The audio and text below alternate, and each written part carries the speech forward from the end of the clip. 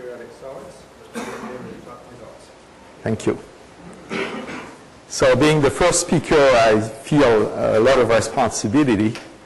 And the first one is obviously to be the first to thank the organizers. And in particular, I understand that Bob has been involved in the organization, but Young Yup has been very hardworking for that. And the vice president of this KIAS Institute was involved in helping very much. So I'd like to have a wave of applause for these three organizers.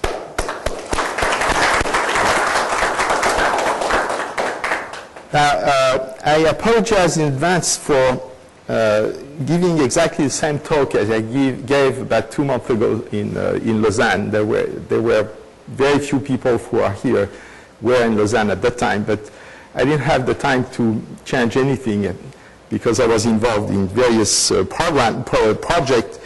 The subject is still in writing. We have already a draft of 50 pages, but there's a lot of detail that we have to change, and I don't expect to have a paper ready before maybe December, something like that. Anyway, I think we have already enough results to allow me for presenting this subject, because I believe that this subject will have a lot of future. And I would really encourage people to work on that, because there will be a lot of work, and I don't think I'm able to do that alone. Okay, so what is the topic? Before starting, there is the standard reference. I think here the crowd of people who is present today knows most of these references. The first is the paper by Anderson and Putnam, who has been a seminal breakthrough in the 90s. To explain how to describe in a topological way a tiling space, at least in the case where the space in this was a finite local complexity and a substitution tiling. The third paper, number 3, by Gambodo and myself, was actually the generalization of this work to the case where there is no substitution. And Lagarias is certainly a seminal step in this theory of tiling, because he set up a language that was appropriate for the description of this aperiodic solid, I would say. Okay, and this is the paper that is in preparation, and I don't know exactly when this paper will be ready for publication. Okay, so let me start with a few slides concerning works that were made during the 80s and maybe the early 90s, and which are serving as motivation for the work that I'm going to present. This work was published in 1985. It's not a work that is very well known, but personally I've used this work over and over by Stephen Oslund and Kim. Kim was a student of Oslund. And what they did was to make this numerical computation of the spectrum of a quasi-crystal in 1 dimension. And in 1 dimension, when you use the Coden project method, there is one parameter, which is the slope of the straight line in the 2-dimensional space. So the slope here goes from 0 to infinity. And as the slope is changing, you have discontinuity of the spectrum at every rational value of the slope. And at irrational value, the spectrum is pretty well known by now, namely that it's singular continuous. The spectrum is a kind of set of zero-leg measure. And we have also much more indication about that. For instance, there were recent results by, what is his name? Okay, there was recent result about the estimate of the fractal dimension of the spectrum. Now, the techniques to compute this spectrum is using what is called I'm sorry, after so many hours of delay, my brain is not working very well. this is a one-dimensional system. You have this transfer matrix formulation, which makes the numerical calculation very easy. So this calculation was available at the very early time. Now, a little bit later, one of my former students, Clémencier, did the same type of calculation in one dimension, which is the top level. What he did was to take the eightfold symmetry instead of the Fibonacci sequence, so he called that the Octonacci chain, which means that you replace the golden mean by square root of 2 minus 1. And this is representing the density of states as a function of the energy, and every time you have a gap, then the density of state has a plateau. Now what he did was to put two of these systems into direction and creating an artificial two-dimensional system, which in this case is computable by numerical calculation, and that's what you get in 2 dimensions.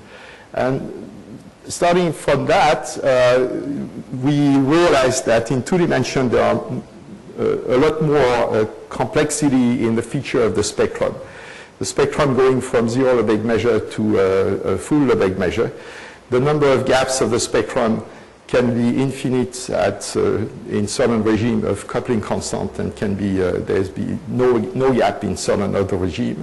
And in the case where you have no gap regime, actually it was observed that not in this model, but in a typical model, then you have what is called quantum chaos, and the level spacing distribution becomes Wigner-Dyson's-like. Okay? So this explains why there are actually extremely few results in dimension larger than or equal to 2, and even the numerical problem is a hard problem. Now, at the time, I was pretty much working with physicists. There was this huge physicist program about quasi-crystal. This is just a picture to show you that we are talking about real stuff. This is a sample of aluminum palladium manganese, which is one of the most perfect quasi-crystal. And this little cluster has the icosahedral symmetry, as you can see. So people made, I'm going too fast? Yes. This is a measurement that were performed in Orsay in the end of the 80s by a bunch of people by using the facility of the synchrotron facilities, and you have two types of methods which are recorded here, which gives you the density of state for a quasi-crystal either by absorption or by emission, and that's why you have two types of curves, and here it's more or less the Fermi level where you have a dip. And the various curves correspond to various compounds, from the pure aluminum, which gives you something almost continuous, to the icosahedral face of this quasi-crystal, which is this line here. And what we would like to do is to essentially have a numerical method which is able to reproduce that type of curve. Okay? Now, this numerical method is not available, and I show you what people were able to do in the early 90s. This is a group of Grenoble that did this calculation here. This is the density of state for alloy with close composition. So, and they did that by feeding certain number of parameters, and that's the best they can do. When you see these curves, you are not completely convinced that it's actually what's happening in reality. So there is definitely a technical problem to compute these curves, and this is the reason why there is a need for deepening the theory. So that was the motivation that I had in mind for a long, long time. I mean, I was aware of these works since the 80s, and we have been hitting this problem of computing the spectrum of the Schrödinger operator for years and years and years. And how do you get to that? You have to make a long, long trip, which took, I don't know, 25 years, before you get at the bottom of the problem. So the problem is that in periodic crystal, in 1928, Bloch, who was a student of Heisenberg, in his PhD thesis proposed what is called nowadays the Bloch theory, which has been a breakthrough in the history of solid-state physics. And 10 years later, Wannier, who was at the time a PhD student of Wigner, took the task of making the mathematics much more not only precise, but also much more practical, and showing that essentially block theory is the result of the analog of Fourier transform adjusted to the crystal theory.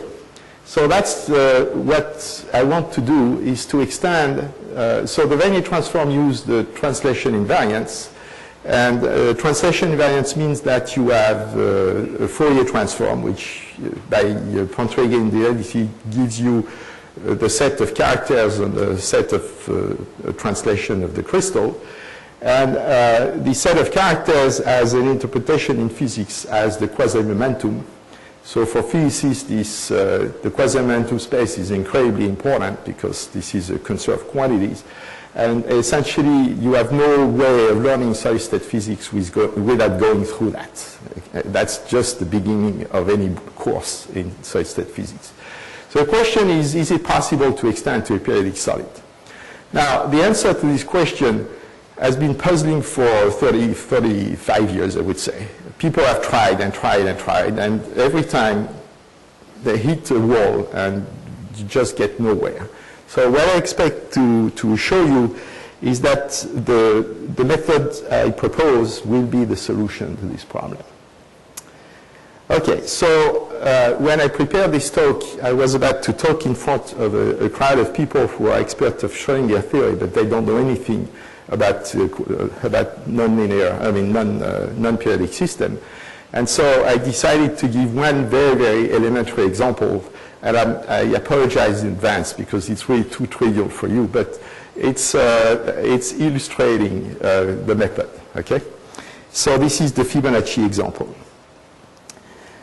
Okay, so here I remind you what is the Fibonacci sequence. It's a substitution sequence on an alphabet of 2 letters. And here it's interesting to see how it iterates, because you have this self-similarity, which tells you that at each level of the iteration, if you change the name of a patch into a new letter A, then essentially at the next level you have the same transformation, provided you change the level of the hierarchy. Okay.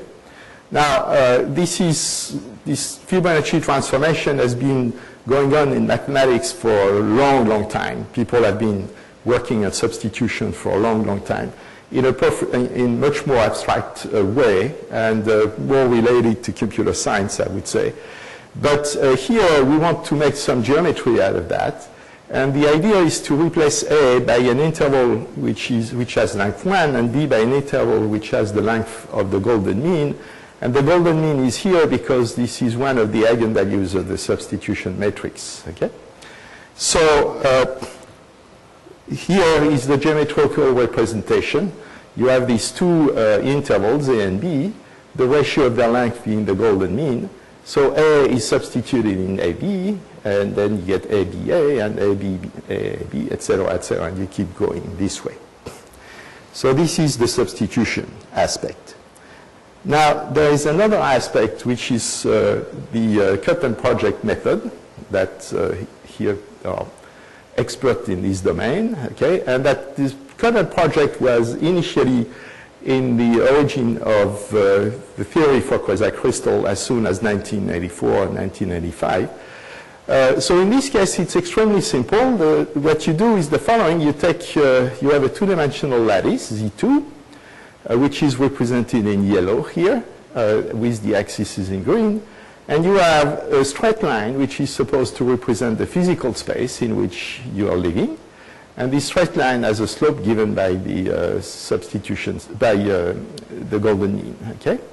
So what you do is you pick up the unit cell of this model, you translate the unit cell along this line, you get a strip, and in the perpendicular space, then the strip occurs to be just an interval.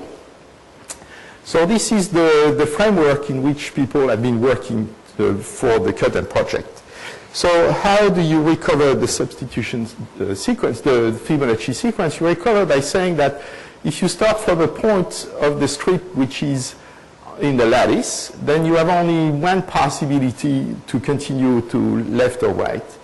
It's either up or straight. So the straight line here are in blue, the outline are in red, and when you start reading the succession of blue and red, then essentially you recover the Fibonacci sequence. And here is an illustration of that. You get A, B, B, A. That's what I called A3, and you get A4, and you get A5, etc., etc. And there's a perfect symmetry around the center of the cube of the square here that tells you how to continue on the left. There is only one problem here, namely here there is an ambiguity whether you can continue on the left this way or that way. And this ambiguity is coming. What's happening here? Okay. The ambiguity is coming from purely lattice problem. It's because here I have chosen a strip where these 2 points of the square are included. There is a serious problem here.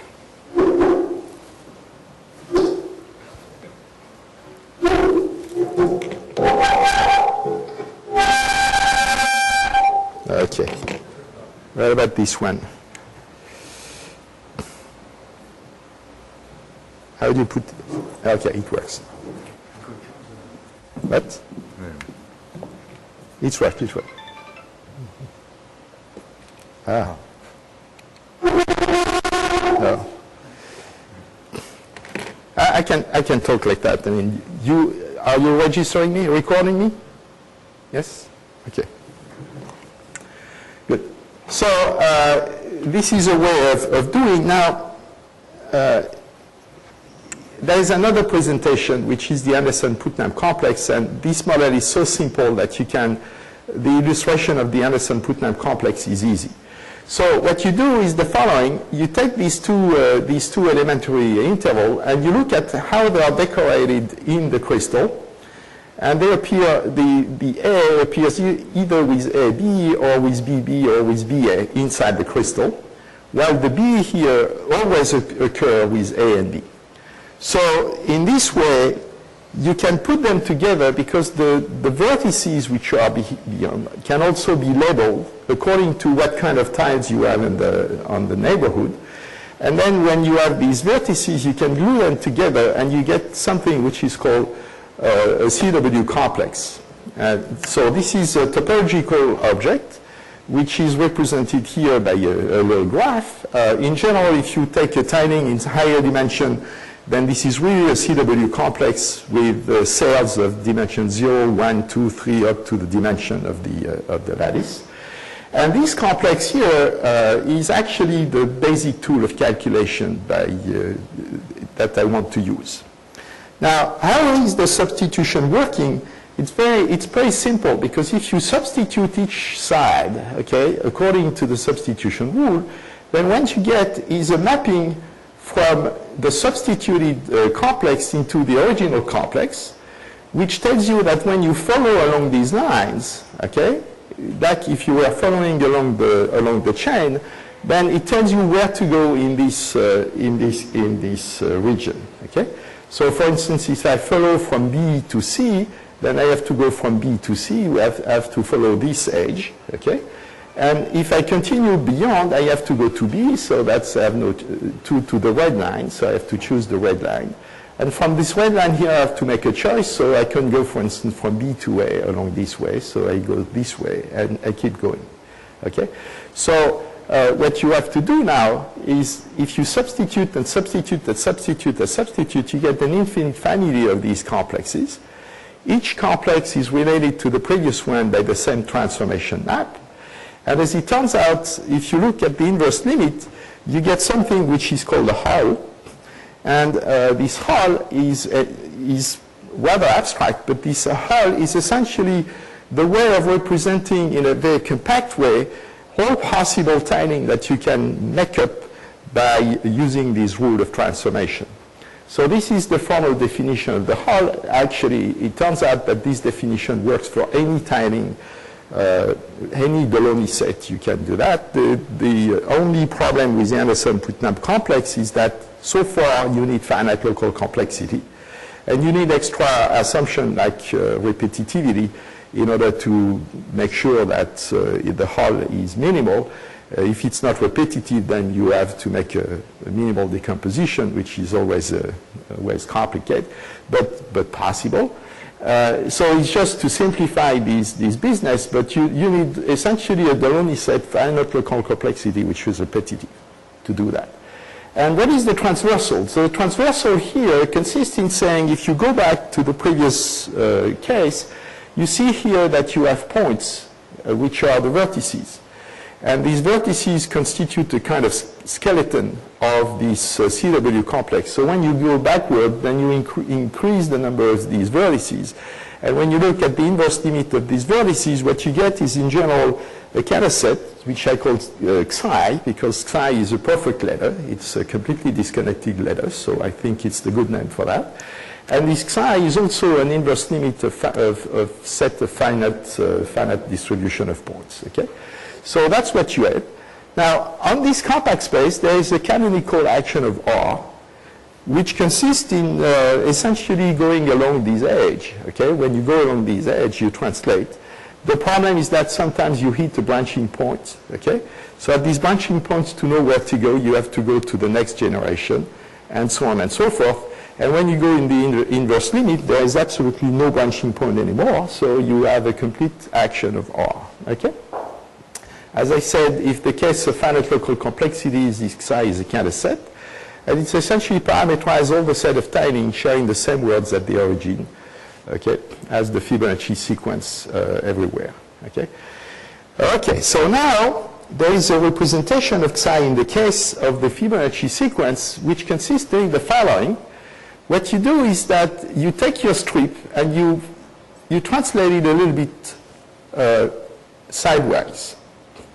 So you keep your window here, but when you look at the straight line representing the physical space, it doesn't hit the window at the same point anymore.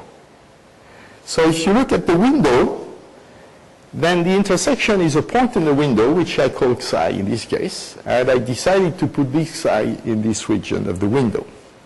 Okay? Now this window can be represented in an interval of length 1 plus sigma, and so the length 1 is on the right side, and the sigma tile is in the sigma length is on the west and the left side. And when you look at this point, you can essentially encode all the possible tiling that you can get in this way according to the points on this window. Now you can prove rigorously that there is a one-to-one correspondence, which is actually an homeomorphism between the transversal as defined before and this window, provided you put in this window a topology which makes it a Cantor set. Now what is the topology? The topology is easy to understand. You see, if you pick up a point in this window which is essentially chosen by chance for almost every of these points, what you get is that you have no choice anymore on what kind of tiling you get, because the singularity that I was mentioning before actually disappears. There is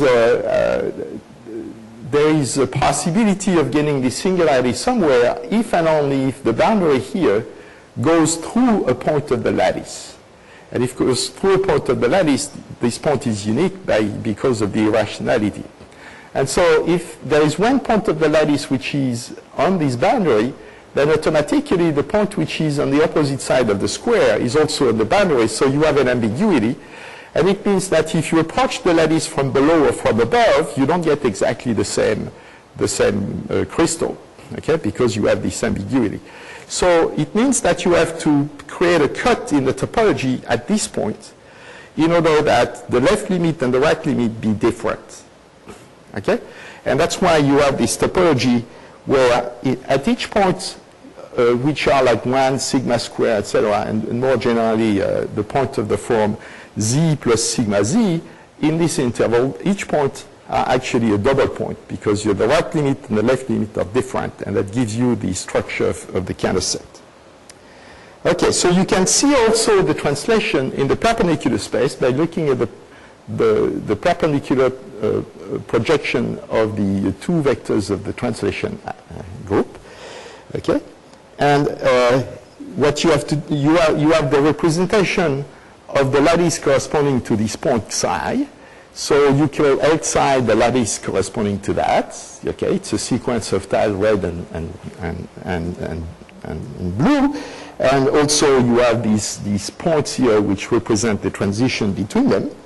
And if you put that together, first of all, you have also the ZD action in this direction. So one is the blue arrow and the red arrow.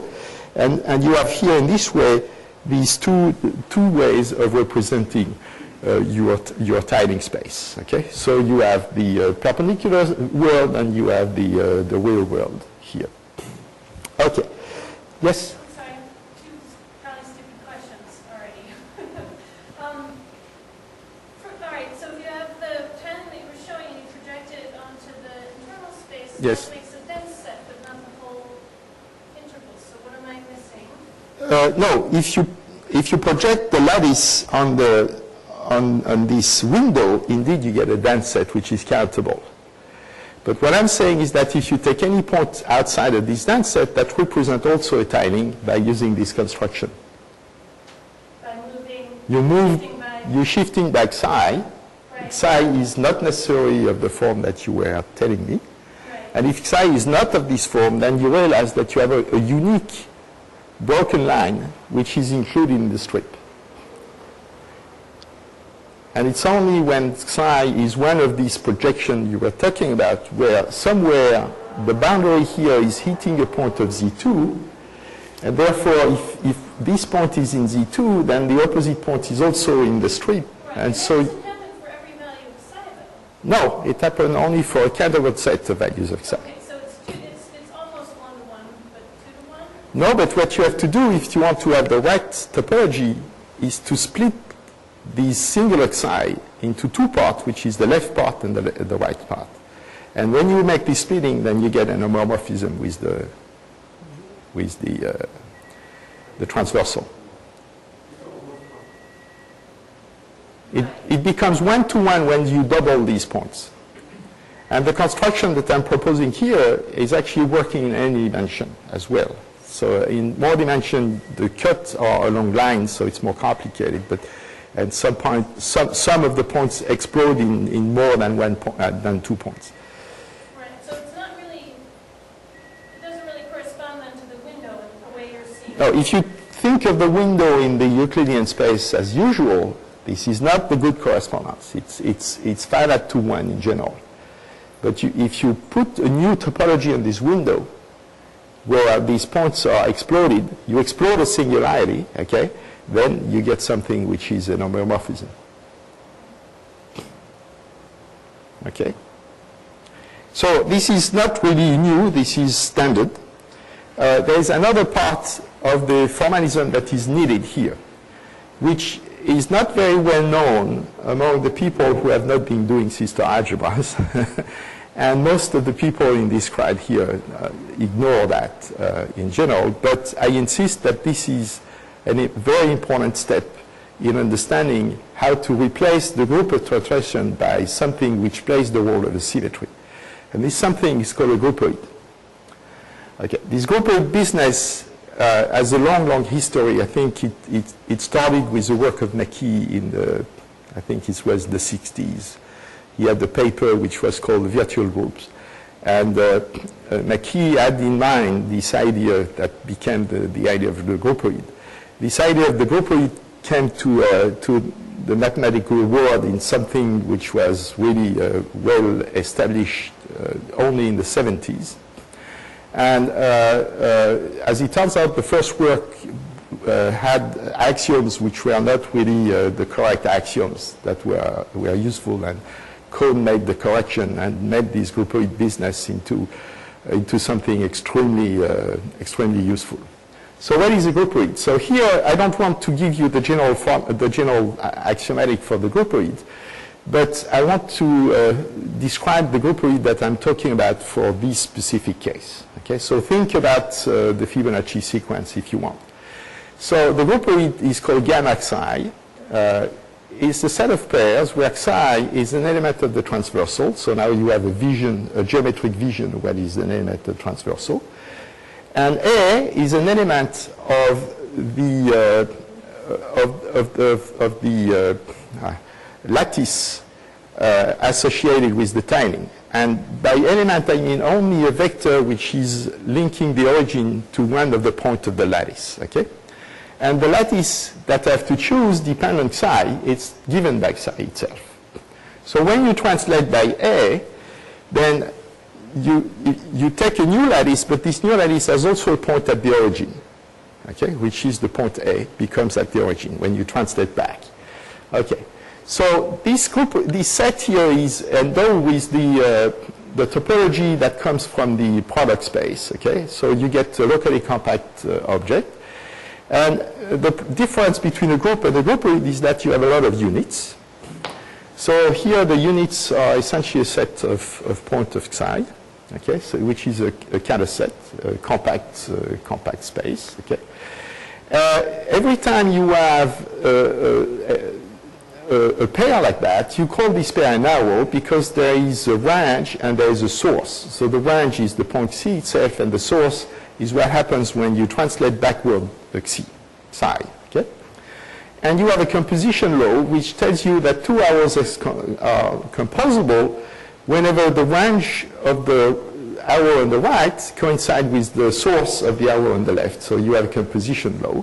And this composition ends up by saying that you just add up the translation. So essentially, it's a way of saying that the translation group is a group, so you have the addition. Apart that you have always this problem that A must lie in a specific lattice. So you have this constraint, which makes the addition, this composition law, not defined everywhere. There is an inverse, which is described here, so it consists simply in reversing the order of the arrow. Okay? Okay, so you will see that this groupery plays a role in the definition of the translation in our system. So first of all, let me remind you what is the Wannier transform. It's a very convenient way of describing the block theory. So in the case, what I want to do first is the periodic case. So in the periodic case, you work in the real line, and you work with the translation group given by the integers. And what you do is the following. If you pick up a function which is, say, continuous with compact support, just to start with, that's not very necessary, but it's make your life easier, then this Wannier transform consists in the following. Every time you translate the function, you multiply the function by a character of the group of Z, okay? Evaluate at the vector which is the translated vector. So it's essentially the same as a Fourier transform, if you think about that. Apart that this Fourier transform now involves the function only on a discrete subset of values. Okay? So what you get is now you get a function which depends on two variables, namely the real variable S and the variable which is in the dual group. Okay? So you get something like that, which is the dual group is the torus, and it's called the Brillouin zone. At least this is more or less related to the Brillouin zone of crystallographer. It's not exactly the same because the Brillouin zone is an object in the dual space of R. Okay, but here I put boundary condition to close this object. There is definitely an interference between the okay. There's a Larsen effect which is coming from interference. Can I talk without the... Okay, let me continue my talk without the microphone. You know, I'm speaking twice a week to a crowd of 180 students that I don't use the phone, so I believe I can be heard from the back. Okay, but it's recorded. Okay.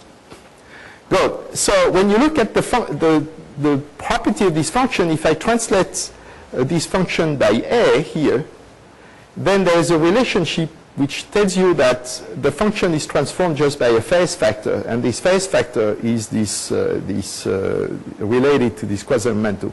So you look at this set of functions, okay, and you realize that this set of functions can be made into a Hilbert space, and that's because you have a kind of Platteville formula, because this is a kind of Fourier transform, And in Fourier transform, this is a unitary transformation. So you have the analog, that's called Platteville Formula, which tells you that the L2 norm of this function f is actually given to the L2 norm of the function g, provided you integrate over the Brillouin zone, which is a set of characters. And in terms of s, you integrate only on one unit cell. That's the only thing you have to do. Okay? So as it turns out, this Wannier transformation is an exact unitary operator between the L2 of R, which is the set of wave function that physicists want to work with for the Schrödinger operator, and a new space where you have a tensor product between the L2 space of the unit cell, tensor product with the L2 space of the characters. So we see that there is something similar but a little bit different in the case of quasi-crystal. I mean, case of the non-periodic system. So let me continue with the Fibonacci sequence. Okay? And as I said, what you do is the following. W is a colored tile, so it's one of these tiles decorated by the color which is around. And you iterate the transformation, and you get a new colored tile, which is a patch. So that's what Lorenzo Salon called the super tile of degree n, okay, etc., etc.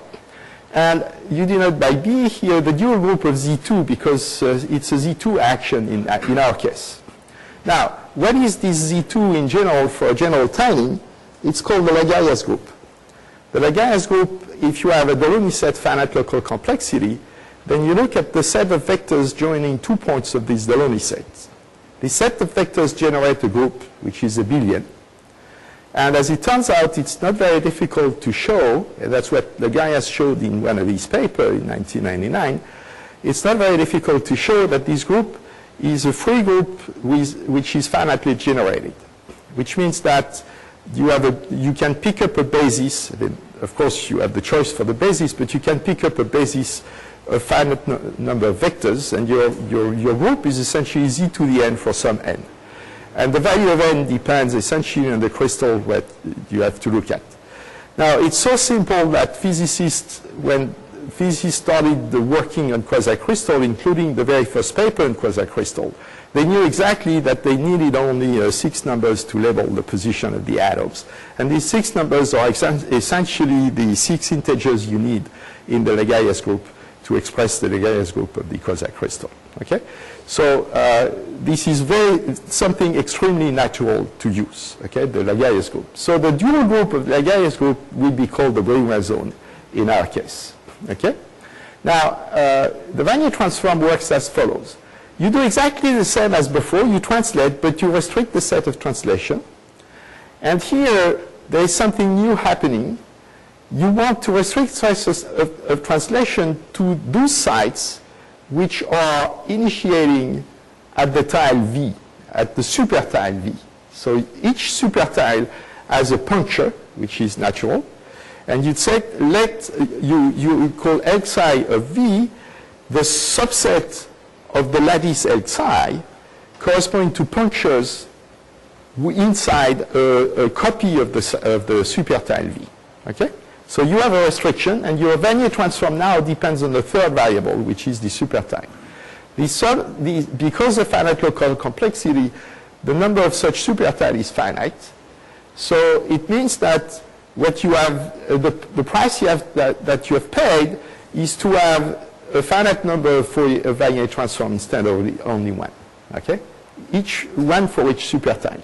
But apart from that, it's the same idea. You translate your function by A, you multiply by the evaluation of the character on A, and you add up on all these A's. Yes? So how should I think about, so what does this transform know about the function that it's being evaluated on? I'm going to study that, okay. Of course.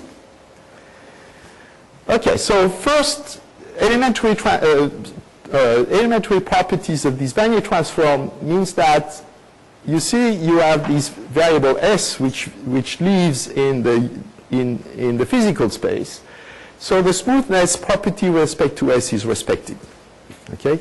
If you have a function which is smooth of degree k, then the Wannier transform is smooth in this variable S with same degree.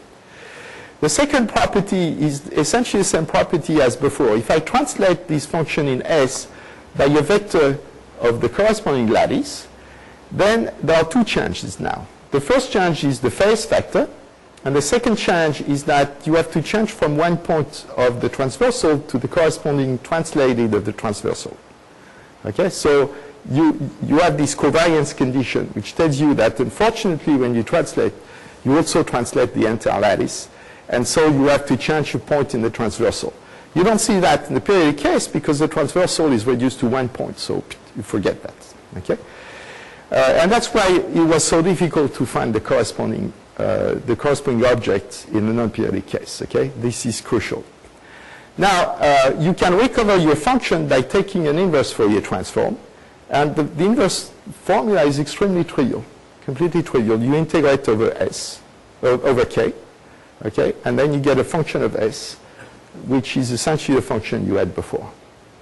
Okay, so you can really recover that. So that's the first trivial properties. Now there's a second set of properties, which is a little bit more important in terms of quantum mechanics. And the second set is the following. So unfortunately it becomes heavier. That's because you have to deal with a groupoid rather than with a group. Okay, so first of all, you remark that the set of characters that I'm looking at, you can think of the elements of the the Pontryagin duality tells you that if you have a group, you have a set of characters. And if you look at the set of characters, it's also a group. So if you look at set of characters of this dual group, then you recover the original group. Okay? So you can think of the original Lagrange group as a set of characters over the Brillouin zone. I call EA this mapping. Okay? So that's the characters. But you see that because we have a restriction on the set of translation which are in the lattice, then you don't generate in L2FB, you don't generate the entire Hilbert space, you generate only a part of the Hilbert space, okay, which is a strictly smaller subspace. So let me call the subspace Xi of V because it depends. I made a mistake here, I forgot to say that it's restricted to the lattice corresponding to V. Okay, so there is a little mistake here, sorry. So now you have a family of Hilbert space which depends on psi, and this family is a continuous field. Not only that, but the Wannier transform here is transforming the, not the Wannier transform, I'm sorry, there is a translation operation here which transforms EB into EA plus B. This transformation here, which is a unitary transformation from the space corresponding to T minus A of Xi to the space corresponding to Xi, give you a unitary transformation which permits to identify two spaces corresponding to two elements of the transversal which are translated from each other. So essentially, this family of spaces represent the transversal modulo of this translation group, this action. Okay?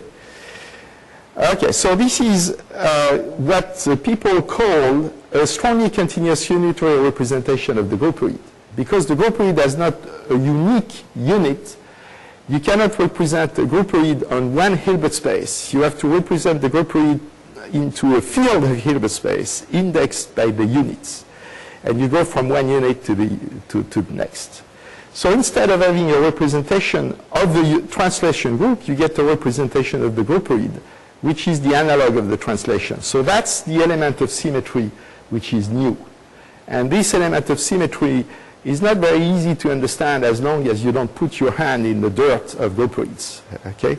So that's something that people have been avoiding for so many years. Now there is also a Platteville formula.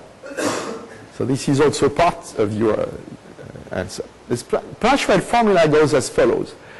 You take the square, you take the L2 square, the L2 norm of the original function f, and you look at how it transforms into the norm of the Wannier transform. So you take the square Wannier transform, you have to integrate over the Brillouin zone, then you have to integrate over S, but where do you integrate? Here, because you have chosen your patch, The domain of integration is the patch itself. And then you sum up this contribution for each patch over all the possible patches of the same generation. Okay? So here you can think of the Wannier transform as a vector indexed by the patches of the same generation, and you have to add up all the contribution. So this is very interesting because it tells you that you have an identification between the L2 space, the usual L2 space, with a new Hilbert space which plays the role as the Hilbert space of the quasi-momentum as before. Okay? This Wannier transform is covariant, namely that it transforms the representation that I had before, which was this I'm sorry, I missed a point. I'm sorry. Okay. You remember I had this transformation here, and I had this vector space, which was included in the quasi-momentum. If I want to have the Wannier transform, I need to include some part of the space which belongs to the physical space. And what you do is you tensor product with L2 of the same cell, V, which is the patch I was talking about, or the super tile. And you have to add up over all the D cell of the Anderson-Putnam complex. Okay, so that's the rule. And therefore, you get a subspace where now, instead of having the unit cell in the case of periodic system, what you have is you have the Anderson-Putnam complex. The degree of the Anderson-Putnam complex is the one that you have chosen in the beginning, and you have to tensor product with L2 of the momentum space. Okay, so that's the Hilbert space you get in. You have a projection from this big space into the Hilbert space, which will play a very important role. You have a continuous field of Hilbert space, and then you have a representation of the groupoid in the Hilbert space. And so now, the trick is that the Wannier transform the regular representation of the translation in R into this representation of the groupoid whenever you are, when the translation A belongs to the tiling that you are looking at. Okay, so we have not investigated entirely the full example of all the Schrödinger operators.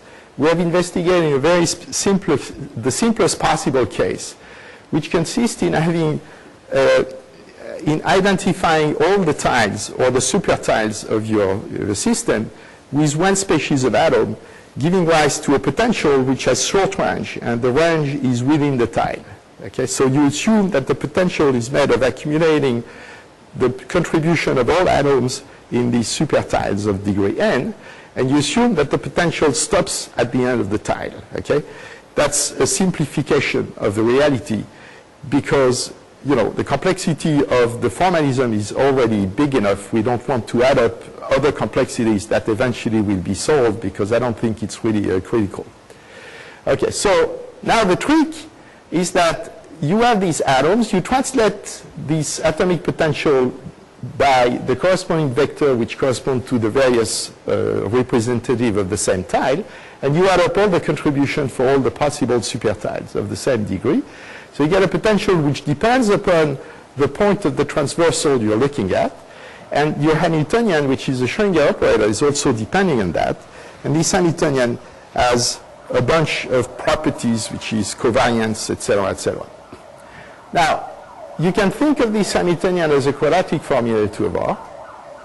And as a quadratic form, you can write this quadratic form in terms of Wannier transform. And you realize that in the Wannier transform, this is a quadratic form which is essentially the Laplacian with respect to the variable S varying in the points in the Anderson-Putnam complex. And the only thing that happens is that you have boundary condition which depends on K. And so this boundary condition gives you a quadratic form which depends on the quasi-momentum, and you have to integrate over the possible case. Now, the investigating of the boundary conditions has been a real pain for us. That's the reason why this paper is not completely finished yet, because the boundary condition involves some kind of cohomology that we will call probably the block cohomology. which is a cohomology associated with the boundary of the Anderson-Putnam complex. So you start with the Anderson-Putnam complex, and at each branching point, you have this boundary condition that you have to take into account. And that can be described by a cohomology. Let me skip this part and give you one example. So that's what happens on the case of Fibonacci sequence. G1, G2, G3, G0 are the contribution of the wave function restricted to each edge.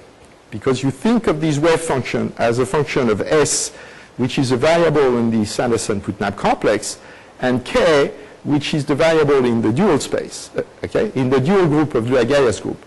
The dual group of Lagrange group is a torus in 2 dimensions, so you have K1 and K2, and you have to fix boundary condition at each vertex. So, and at the vertex like A, it's simple, it's exactly the same as the boundary condition that you would have in periodic case. But when you have a branching point here, you have to add up the contribution of 2 branches arriving, or the branches that are giving away. So that's a first set of boundary condition. Now, if you want to have boundary condition for the Schrödinger operator rather than for the quadratic form, you need also boundary condition for the derivative. And in this case, it's described here. And it turns out that the boundary condition for the derivatives are by pairs of edges arriving on each vertex. So you have a set of boundary conditions. You can count that the number of boundary conditions is just what you need to have a unique solution of the Schrödinger equation, modulo a constant. And so by solving this problem, you get that's the Schrödinger equation. You get an energy which depends on K, and you get a band spectrum. Okay, so if you restrict the problem to that, you get a band spectrum, and the spectrum that you get is absolutely continuous. So how come that you can get singular continuous spectrum? And there is a little catch in the problem. The real catch is that the actual Hamiltonian that you have in the entire space, the original Schrödinger operator that physicists are looking at, is not given as an integral over the quasi-momentum of this new Schrödinger operator acting on the Anderson-Putnam complex, but you have to project by this projection that I was talking about. And all the weirdness comes from this projection. That's how the system comes. So you say, okay, we have not done nothing because we don't know anything about this projection. So the idea is that this is not the end of the story. That's just the beginning. That's why in my title I said preliminary results. What we want to do, and what I've been already thinking about for a long time, is to use this substitution, which go from one level of the Anderson-Putnam complex hierarchy to the next level, and see how this guy in the middle is transforming, going from one level to the next. And what you can see on various examples is that you start creating more and more gaps, or more and more bands, and all the combinatorics of how these bands are created is encoded in that here. And so the result that we already anticipate is that if you take the limit in the strong resolvent sense of this family of operators when you go at various degrees of the hierarchy, then the limit coincides with the operators that you're starting from. So there is a chance that you can get a very powerful mathematical tool to prove theorems about what kind of spectrum you get in the limit. Okay? So I think I will stop here, and here is the summary of what I said, and I'm open for questions. I thank you for listening.